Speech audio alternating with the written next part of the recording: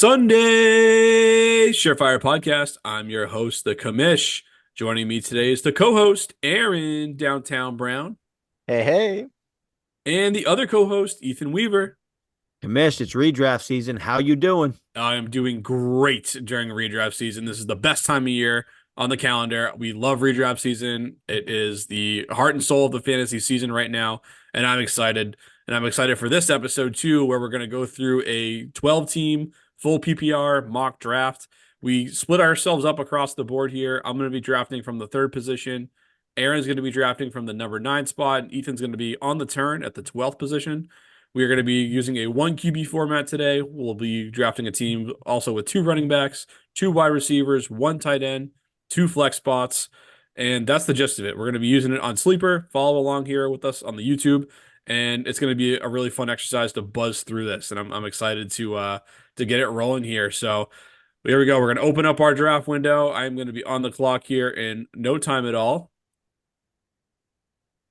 And we'll see who comes flying off the board here. And it goes receiver heavy, as you might expect, right off the rip with CD Lamb, who just signed his contract today, going right off the board, followed quickly by Christian McCaffrey. So I'm up here at the 103 spot. It's a full PPR league, and I'm just going to go in a little bit off kilter here. If this was a half PPR, I'd definitely be smashing a running back here. My 102 is Brees Hall, so we go in that direction. But I'm actually going to change it up here, and I'm going to go Tyreek Hill at the top spot here, just leading into what the guy did last year, coming back to the same offense, volume monster.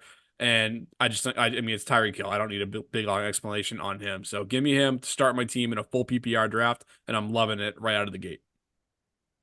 I like it, Kamish. So I guess that comes to me at the nine spot here. And it's funny, I called I think I'm gonna go with my flag plant player here. So I mean, much like you, I know there's a lot of good running backs this year in the first round you can grab.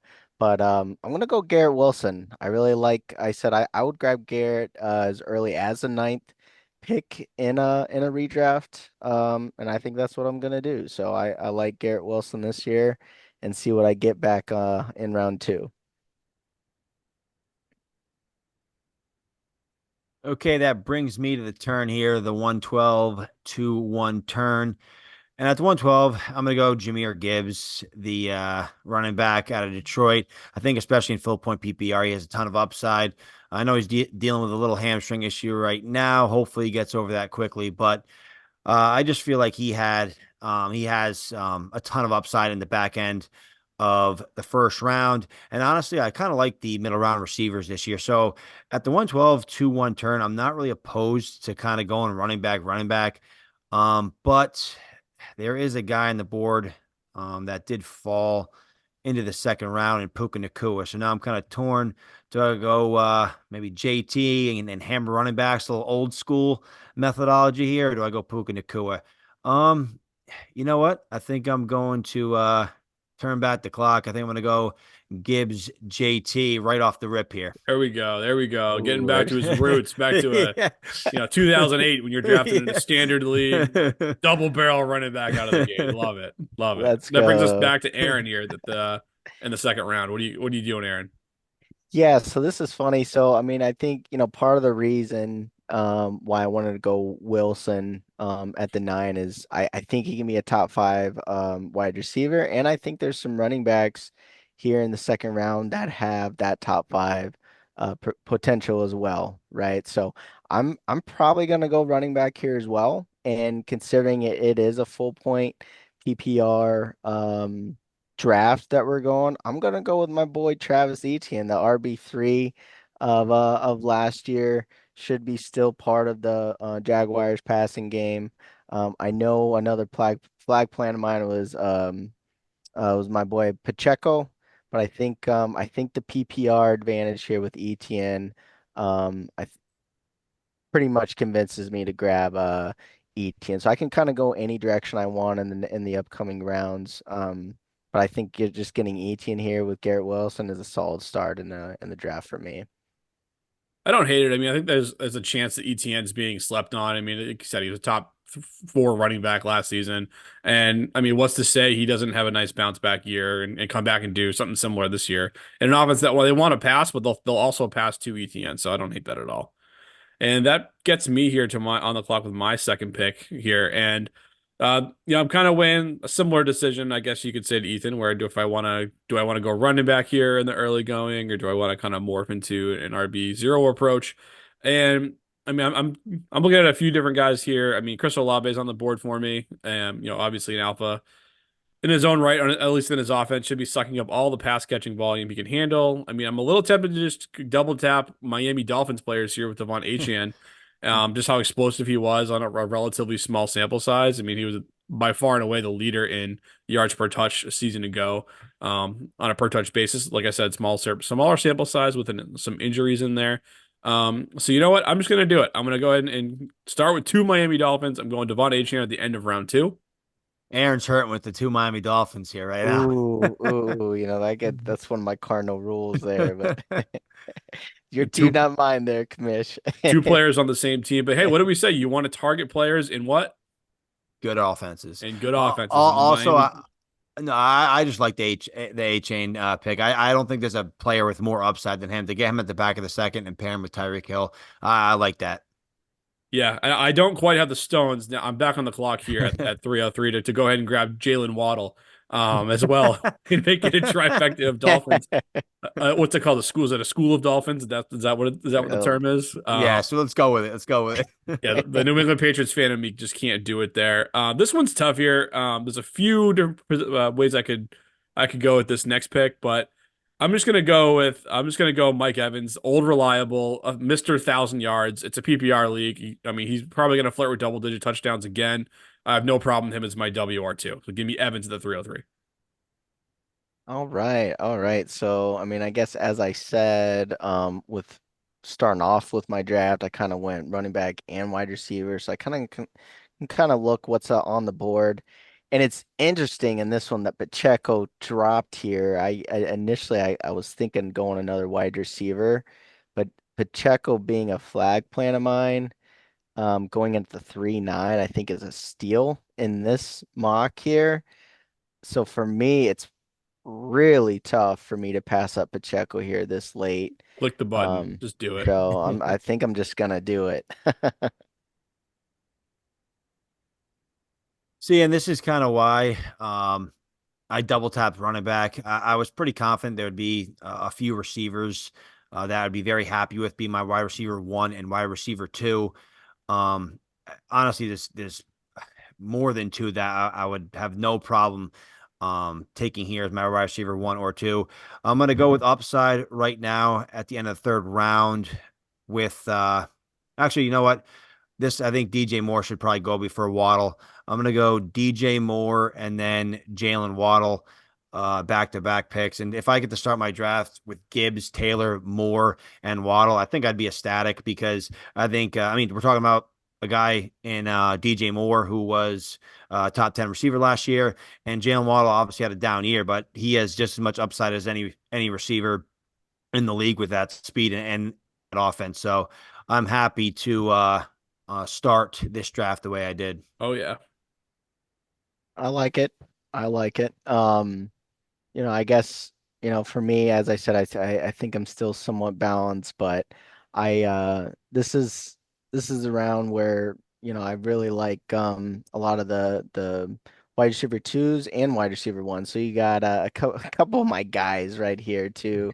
I mean, you got Cooper Cup that can be, competing a little bit with um Puka this year. But I mean, I think I do want to fill out my wide receiver room a little bit, and I might go with the young guy here and just kind of because I basically what I want to Ooh. look at now is who's an alpha on their team. So when I look at the board, You I think sniping Pittman. commish? You sniping commish? I might be, but yeah, I mean, you got Pittman where he's probably the alpha there, but I kind of have question marks with A Rich this year, so I might snipe and do a Malik Neighbors selection There right we here. go. And I thought I was planting the flag on Malik Neighbors. Love that. Aaron's been listening over there. I'm a little bummed I didn't get a share, but hey, at least you've been listening. That's great. Listen, I'm back up on the clock here with the 410. And there's a few players that I like on the board here at wide receiver. So I'm going to wait. I'm going to be patient, and knowing that I'm going to be back on the board and with just four picks in between me here, I'm going to go ahead and grab one of the last two, what I say is elite tight ends. And I'm actually going to go Mark Andrews. I have him as my tight end too. As you if you would know that if you were checking my rankings on it's SundaySureFire.com/blog is the commission's top 200s out there. Andrews is my number two tight end on the season this year, just ahead of Trey McBride in the three spot. So happy to get him there at the 410. And I'm back up here and like, surveying the board here. It's an interesting position where the running backs are kind of a lot of veterans, a lot of veteran holdovers there. I only have one, so I could go in that direction. And receiver to me, it's still a little bit deep. And now this is the one of those things where you have to consider where I just said I was on the clock with only a handful of picks between my two selections. Now that I'm on the back end of that selection, you kind of gotta make sure you get a guy that you like in the spot. So I'm gonna this might be a little bit of a reach here, but I just really like this Arizona offense this year, and I'm going to go ahead and select James Conner to be my number two running back. I know he's going to be the man out there. So give me Conner, and when he's on the field, he's going to be productive. So it's a redraft league. That's where I want to take my shot on the injury prone guys that are productive. So Conner at the 503 is what I went with. All right, all right. Yeah, that's yeah, I think Kyler definitely turns Arizona's offense around this year, and I think when he's on the field, he's up to 15, 16 points per game, when healthy. So I think biggest question mark is when he's healthy. But as you went tight end and a couple other tight end, I mean Kettle just went off the board. I think this is also an important one. Not to panic. I think sometimes some managers just want to fill out their starting lineup here and just kind of just keep going down the list at times. But if looking at tier based at tight ends, I mean, you got Pitts, Ingram, Bowers here, and a Njoku that you can grab a little bit later. I'm not gonna panic pick tight end here, where I do think Pitts has a bounce back season. But I'm gonna actually go with a guy I'm also very high on. And he happens to be the top wide receiver on the board right now, and that's my boy George Pickens, another alpha. Like I said, my strategy is usually trying to get as many alphas in my starting lineup as possible. So I'm going George Pickens here. No, George Pickens, I understand the upside. I probably won't have too many redraft shares of him. I think he's a better best ball candidate, which I do have a share in the Sunday Surefire Invitational there. But I think right now there's a couple of guys on the board at receiver that I really like. Um, Amari Cooper is staring me in the face, Sure and is. so it's tough to pass on him. But I'm torn between. I need to pick two of these next three guys. You know what? Just to keep it consistent with what I've been saying all off season, I'm gonna go my guy Christian Kirk here, and then another guy, especially in full point PPR, that I am just very, very high on. And I don't think he is going to get suspended this year. I think he's going to be the target leader in Kansas City. I think it's hard not to smash Rashee Rice here. So, um, Staying uh, on brand. yeah, just got to stay on brand there. But I mean, just looking at my board right now, I mean, I love where my draft's headed right now with locking up those two running backs in the beginning and then just having a lot of my guys at receiver that I think are going to smash, especially in a full point PPR. So very happy with the way the board's fallen. Yeah, no, this is I kind of like it's funny we're kind of going a lot of different approaches here at times, but yeah, this is kind of where you might see some wide receiver runs in your draft, but this is like, mid draft right now. So just kind of scanning the board as well. So quarterback, I mean, I think we've talked, I mean, it's pretty well known in most leagues that Kyler Murray is just a great value. He's over at pick 78. Could try to reach for a little bit at QB if I want. Um, Running backs, as you said, I would probably wait there. Tight going back to that tight end position.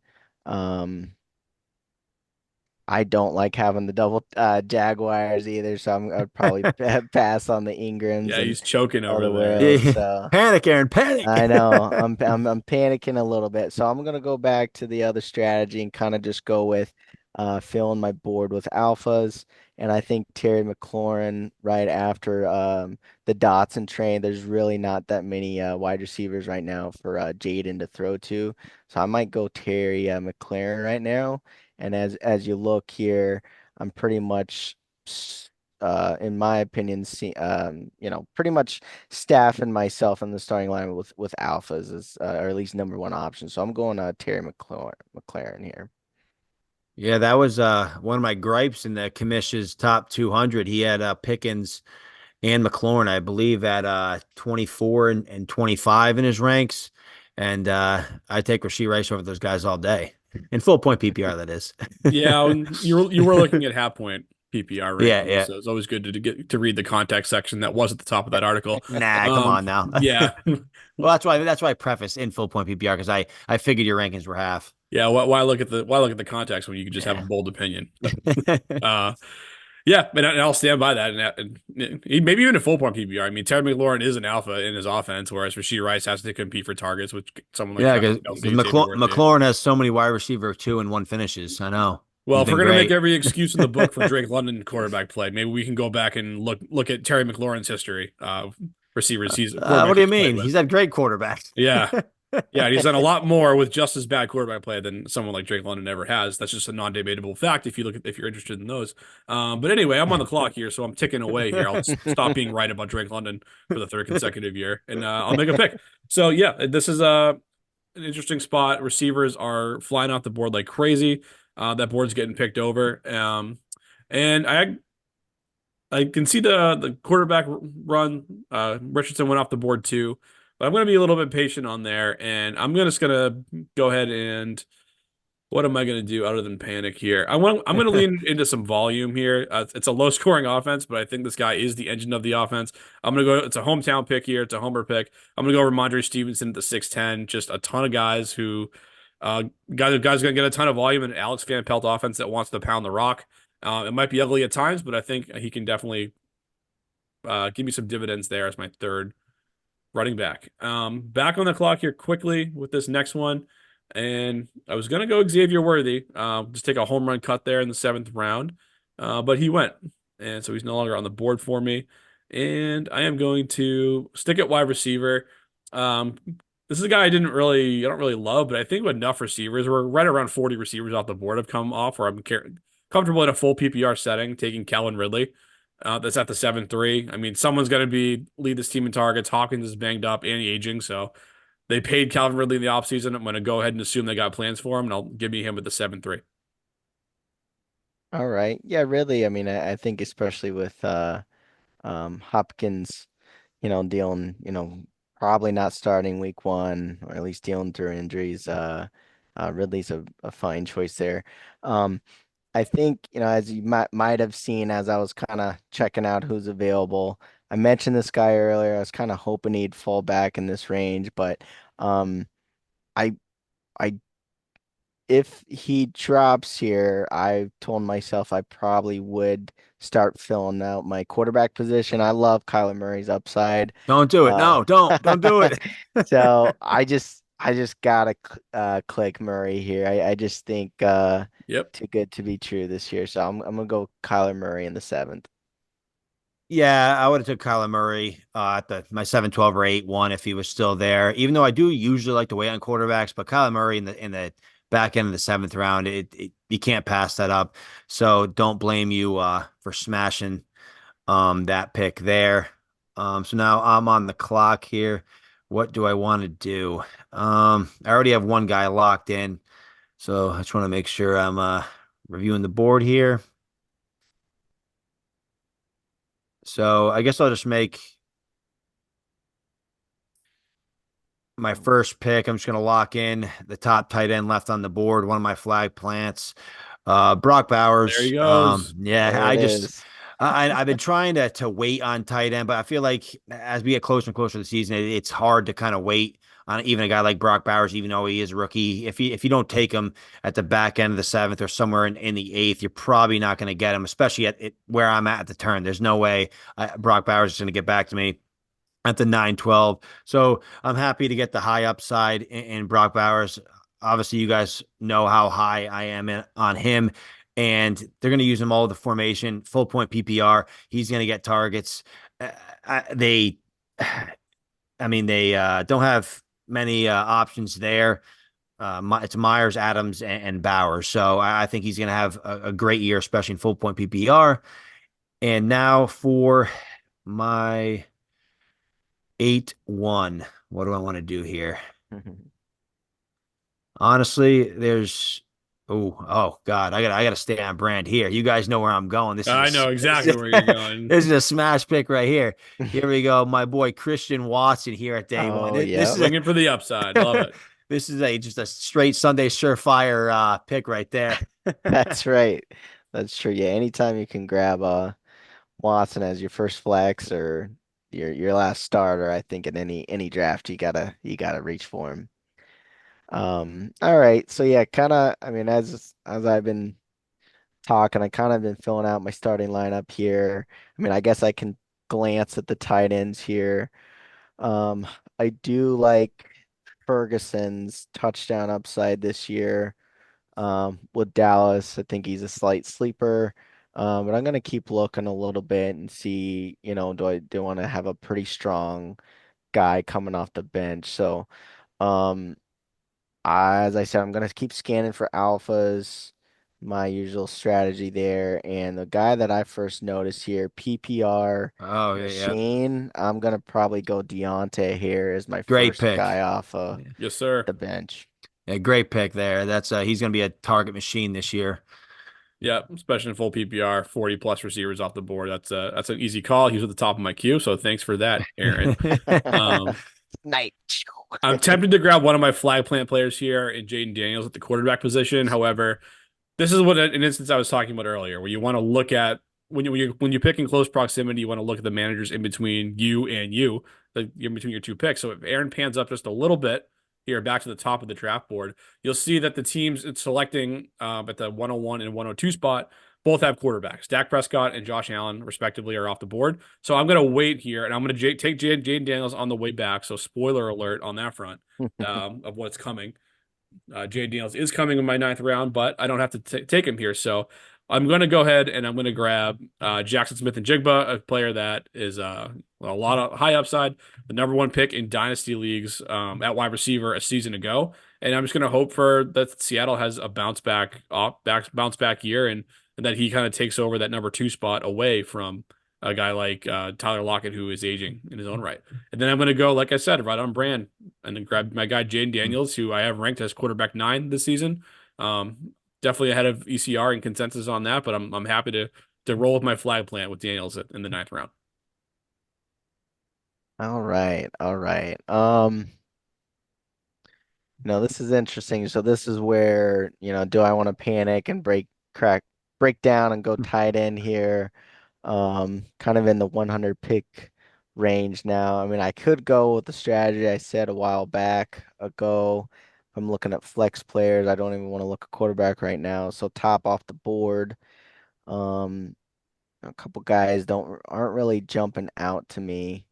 Um, I think I may want to try the strategy I said a while back where draft Hawkinson right now while he's injured, and I can potentially punt the tight end position knowing there's a lot of sleeper guys that I like this year. So I may just grab TJ Hawkinson right here. Yeah, I mean that's a little bit ahead of where ADP has Hawkinson, but I don't hate it. I mean, I have him ranked as a top 12 tight end. I have at TE12, despite the fact that he's going to be missing at least the first 4 weeks of the season, just because he's how damn good the guy is. Like, I mean, he's going to be a player that the second half of the year that you're gonna love having in your lineup. But you do have to be a little bit patient this year to get that. But I think that you can fill the gap later with a stopgap type guy that you can get by with before Hawkinson does return to full form, hopefully for that playoff run. Right. And we probably won't see who I go at sleeper. So I mean we I guess try to catch another YouTube or another show. I mean I like guys like Fant and a couple other guys down the list Pulling on at my tight end. heartstrings. No fan. Go ahead, Ethan. Yeah, there's some late tight ends that you can pick up just to survive the first, I don't know, 4 or 5, 6 weeks of the season until Hawkinson comes back. But if you can survive that, Hawkinson could be a league winning player down the stretch if you get him here in the ninth round. I do think you probably could have waited to the 10-4. I don't know. Anytime you see a player go on IR in the beginning of the season, people just kind of drop them down their boards like crazy. It's going to be interesting to see in all the drafts we're in where he goes. But I love the upside in TJ Hawkinson. Right now, I'm not loving the wide receiver board right here. I think actually the where I'm at right now, there's a ton of running backs I actually kind of like on the board right now. So I think I'm going to double tap running back again, get my RB3 and RB4. I'm gonna go one very safe and one with high upside. I'll choose the high upside player first. I'm gonna go Chase Brown, running back of the Cincinnati Bengals. I just love his upside this year. I mean, if it pans out, he could be a league winning player. I think it's me, him, and Moss. Hopefully, Brown takes on more of that third down pass catching role. This is full point PPR, and then even though this is full point PPR, I'm going to go to the opposite end of the spectrum. I'm going to go Brian Robinson. I just think I have a ton of upside with my roster right now. I think Brian Robinson is going to get the majority of the in between the tackles touches. He's going to have a lot of touchdown upside. Hopefully, Jane Daniels and offense can take a step forward, and there's going to be some touchdown equity. I just think Brian Robinson is in for a very solid year, and I think he's going to be an RB2. So I'm happy to go Chase Brown and Brian Robinson here. Robinson's a smash pick there in the 10th round. I mean, it's ridiculous that he even slipped this far. I don't see a scenario where he falls this far in most drafts. So I like the call for the reasons you mentioned, even though I have Jaden Daniels and he's going to run for all the rushing touchdowns in Washington this year. But no, I like that pick, Ethan. All right, thank you. All right, so kind of scanning kind of the best flex available. I guess I can check my queue. Oh, how did those guys get there? Will Fuller, Gabe Davis. I could wait a little bit. I could probably wait a little bit there. How to Speaking of find on a way brand, to. Yeah, Will Fuller missed the last like what 2 3 years with a finger. yeah. Hey, he's always on my queue. I'm ready to draft him if something happens there. But yeah, this is kind of the range where, kind of bench players, and I think with full point, the running back position I haven't drafted for a while, so I could look at kind of scan there. Um, yeah, we're kind of down to, I mean, this is probably where I want to kind of target either a third down back or maybe if I can find a starter. I could probably wait a little bit in that respect. I know a lot of people are high on Tajay. I'm not as high on him this year, so I mean, I'm probably gonna scan again and look for um top target hogs here. I mean, we got our boy Josh Palmer down there a little bit, but um, I think maybe with the touchdown upside, I could just go the top wide receiver off the board right here with Sutton. I mean, that's probably the direction I'm gonna go. I mean, it is a bench player. If you got to throw in during a bye week or whatever, I mean, who knows? Sutton can come down with a touchdown any week. So I probably will actually just go with the top receiver on the board here with Sutton. Continually just slept on Cortland Sutton.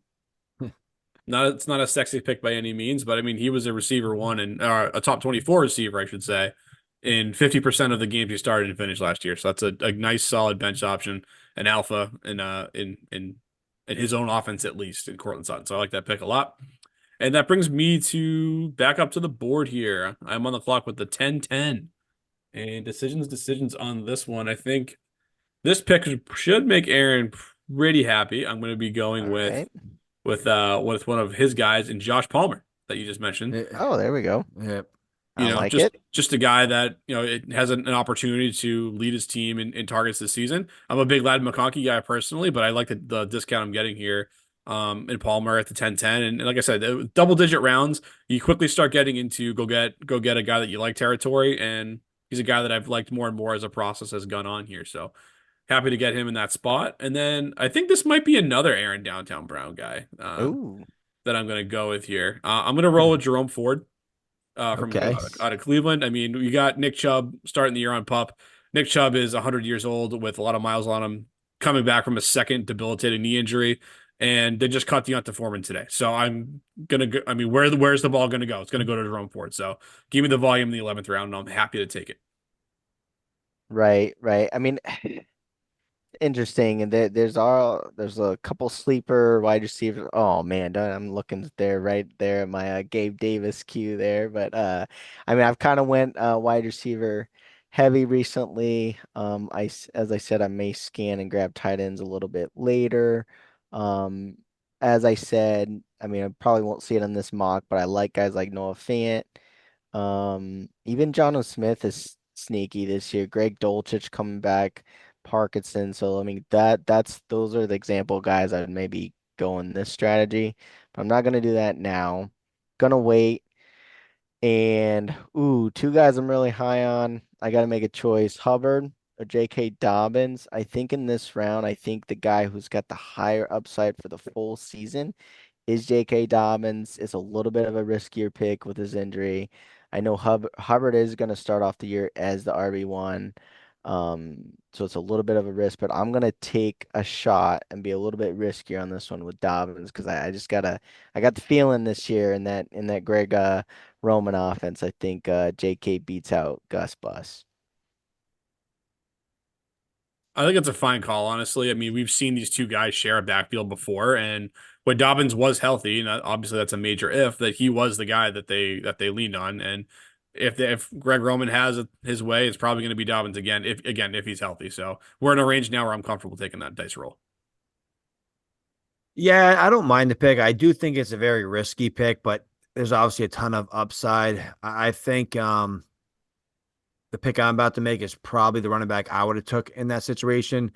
Probably a better offense, and they like to run the ball. I'm gonna go Rico Dowdle here at the end of the 11th Oh round. yeah. Yeah, One of hammer, Kamish's guys there. yeah, hammering some running back here. I just think if Rico Dowdle ends up being the Cowboys' leading rusher or the guy that comes in and gets some third down work. I know Zeke was really good for the Patriots actually last year in that realm, but I think right now if Rico Dowdle is the leading touch earner on the Dallas Cowboys. Maybe a Pollard situation a few years ago, um, when he kind of broke out, even though Zeke garnered more of the carries. But I do think Dowdle has a chance to lead this team in rushing. So I'm happy to get him and his upside at the back of the 11th. And I definitely need a quarterback. Some of these teams, which I don't think you'll see too much in a real draft, already drafted two quarterbacks. I thought Herbert or Trevor Lawrence were going to fall to me at the 11-12 or 12-1. They did not. So I'm probably just going to go Mr. Safety, Mr. Perennial quarterback one that everyone hates. I'm probably just going to go a little safety here with a little Kirk Cousins here. Um, I think he has the weapons in place. He's gonna have an awesome run game, which should open things up on play action. And every time Kirk Cousins is healthy, he's a QB1. It's not the sexiest quarterback to have on your roster.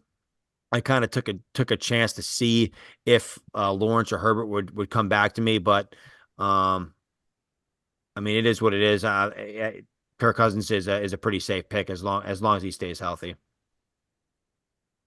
Yeah, I like that play, and it's kind of interesting. I may look at that route too, just to get a little bit of safety, considering I drafted a pretty mobile quarterback. Kyler Murray's not always reliable in that respect. Do love him when he's on the field, but I may want to just glance at quarterbacks here.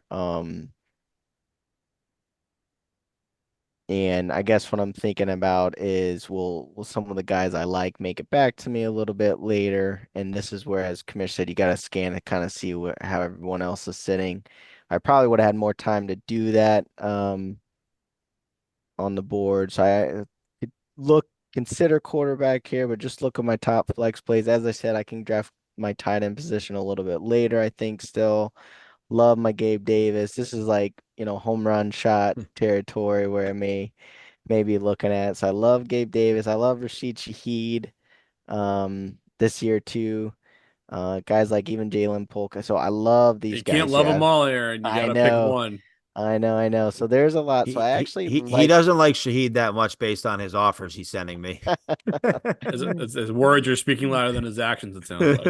that's true. That's true. I mean, as much as like, so this is probably the round I like a lot of these guys. I'm gonna go with, now this is funny. This is the Aaron Brown, downtown Brown thinking here. I got Etienne as my running back. I even though I like Gabe, I'm not gonna double down with Etienne Gabe.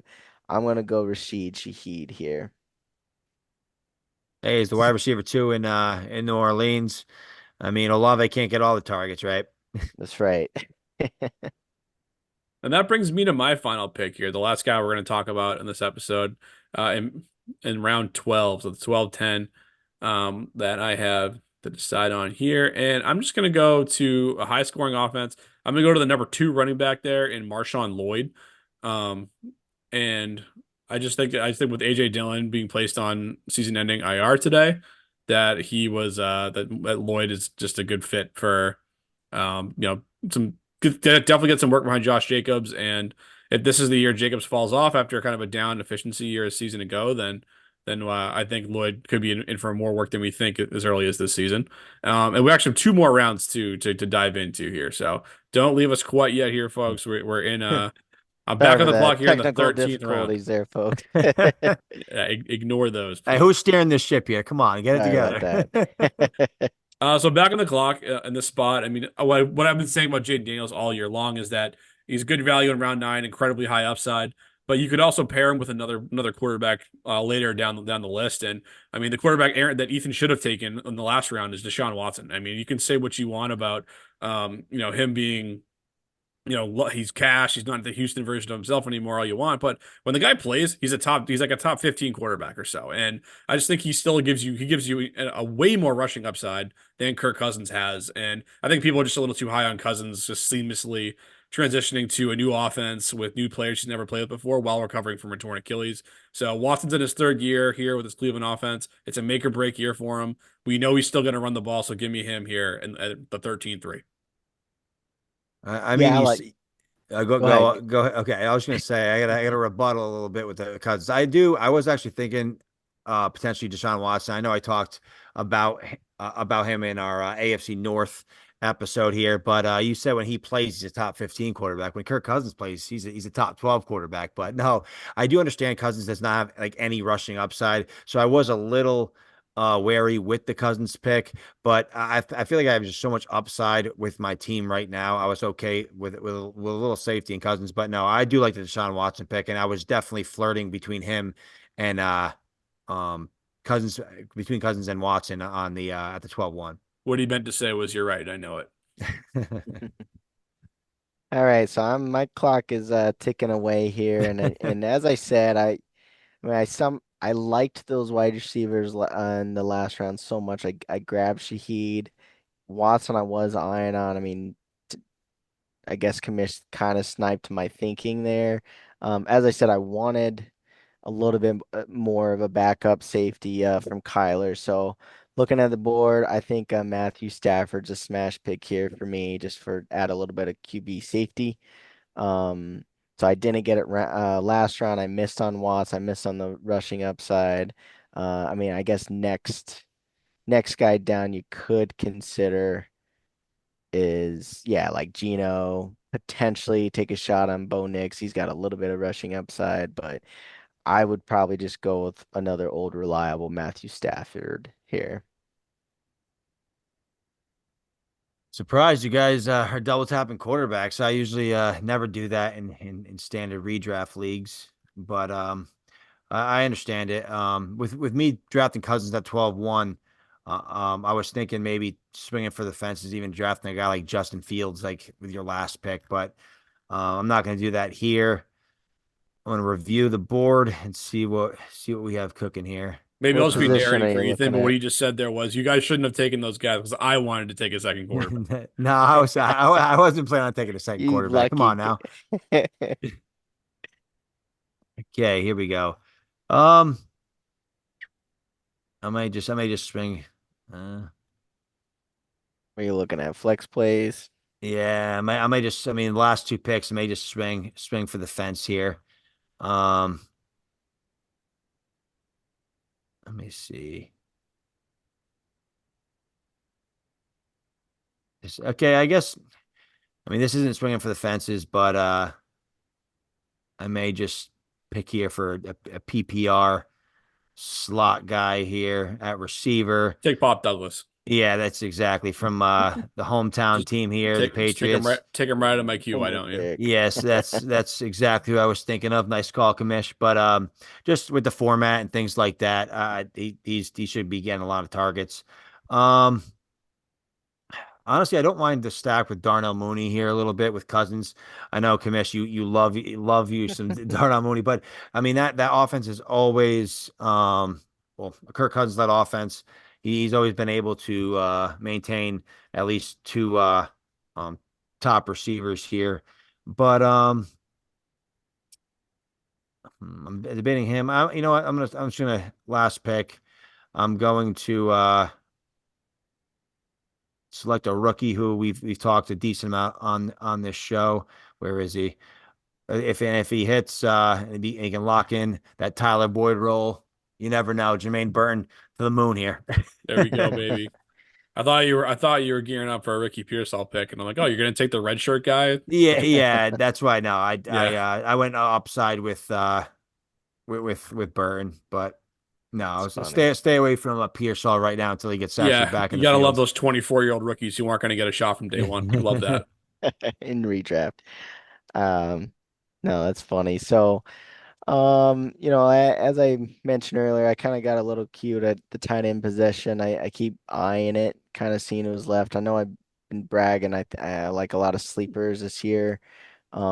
Maybe the time I look at my actual starting tight end for the first 6 weeks. So I could go Tyler Conklin. This year I actually like his upside with Aaron Rodgers this year. I love my boy Noah Fant. As I said, Jono Smith's week to week touchdown upside, I think. Parkinson. Um I mean, the position's as deep as it's ever been. I feel like it's you can stream and survive for the first 4 or 5 weeks. yeah. Yes. I mean, I would be okay having like starting either Dolchich or Parkinson way later. So I mean, I could even keep punting a little bit longer, and I may actually just get slightly more running back depth. As I said, my bench running back right now is J.K. Dobbins, who's coming off not too many snaps the last couple of years. So I'm actually gonna go Yikes. to Leo McLaughlin, a Another guy decent. coming right out of my queue. Great. Yeah, I'm gonna go McLaughlin here. He's a nice PPR candidate. I mean, I would be comfortable starting him in my lineup later this season. As we're kind of anticipating the Broncos playing from behind a lot this year, potentially. So I'm gonna go McLaughlin here. Yeah, I mean, another just a Sean Payton offense. They love their passing down running backs. I mean, we've seen a million of them come and go in those offenses, and the team also just release. They're working on either releasing or trading Samaje Perine. So he's not gonna be in Denver this season, which just opens the door further for McLaughlin. So Yeah, he's gone. I think they cut him today. sounds great. I There mean, it is. Even better. yeah, I mean, so Even it's better. wheels up for him in round 14. So I like that pick a lot. I'll just scramble here and find another stud on the board. Yes. Big Moody. Hey, where's the league winner? Come on, where are they? Hey, go to your crew. Oh, Will Fuller is available, Hey, by the way. Quentin Johnston is available. I just want to throw that out there. yikes. Yeah, I'm gonna try to not win 11th place in my league this year, and I'll avoid Quentin Johnston. I'm gonna go to a player that former first round pedigree. He was getting hyped up earlier in camp this offseason with the Ravens. That's Rashad Bateman, Shoddy B, if Oh, you will. Shoddy B. Not the biggest Bateman fan in the world, but hey, it's round 14. Maybe this is the year he finally puts it all together. And if not, these last couple picks, guys, are the ones that the first guys you're gonna be cutting from your roster to add to the waiver wire. So I'm gonna Yep. give it a shot in the early going, see how it pans out, and then I'll just move on if I have to. But yeah, so that concludes our 14 round mock draft. The results are available there for you to see. I'm gonna And leave it highlighted here on this team. Aaron's very excited about the mock team draft team that he just grabbed. So that's awesome. I guess any quick thoughts, boys, on the draft, how it panned out, surprises, things you liked, etc. Open floor. I mean, if I was able to draft a team like this, in my upcoming drafts, I'd be ecstatic. I mean, my wide receiver five is Christian Watson. My RB five is Rico Dowdle. So I'm pretty happy.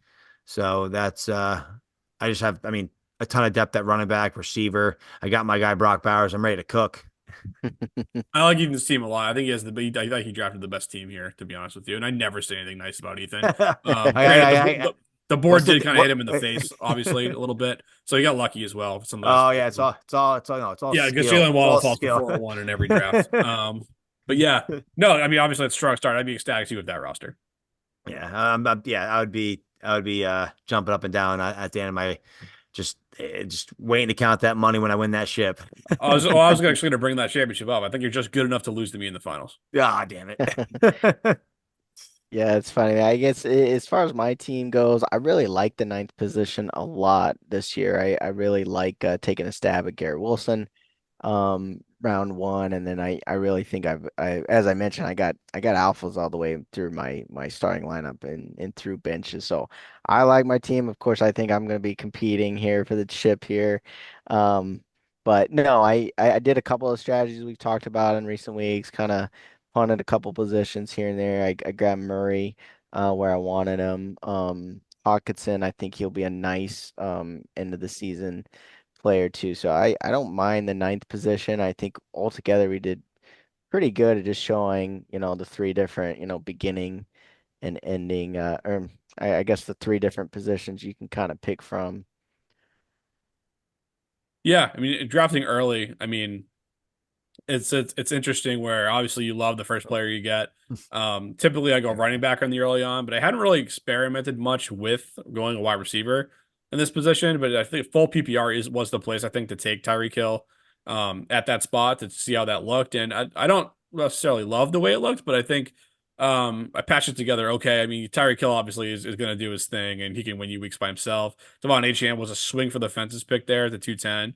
But the tough part about drafting at the back half of the very end of the round two is that you miss out on a lot of talent. A lot of talent comes off the board in the early to mid second round, and so it kind of puts you in a spot where if you want to try to keep up with the Joneses, essentially, you kind of got to take a swing on a guy. So that's what I did in the form of HN. Obviously, Evans, Mr. Consistent, super fine with him having be my second wide receiver. I mean, there's no really counterpoint to Mike Evans, other than you could think maybe he's getting old, but this isn't Dynasty. You got to put your redraft brain on. So Evans in the third round was fine.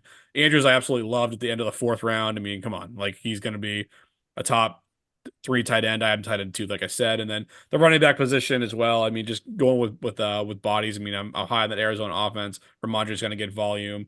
Jerome Ford a little bit later. Lloyd's more of a scratch ticket, and then guys who someone like Calvin Ridley should be leading his team in targets coming over from Jacksonville this year. JSN, Palmer, guys that are kind of like upside swings, guys who could be target leaders on their team if everything goes right. So we'll see on that. And then, like I said, my flag plant, Jaden Daniels, and another upside guy in just Sean Watson. So we'll see how that one pans out. But that's a look from the 103. Yeah, I like one thing just on your team, Mish, I like what you did where as you mentioned you're pretty risky a little bit, going the Hill A chain approach, but you got a lot safer with guys like Evans, Andrews. I mean, even Connor when he's on the field is pretty steady. So even though you swung for the fences early, you backed it up later with a little bit safer picks to kind of even your team out. Yeah, no, and even like the guys like Ramondre Stevenson. I think Ramondre Stevenson is a very talented running back.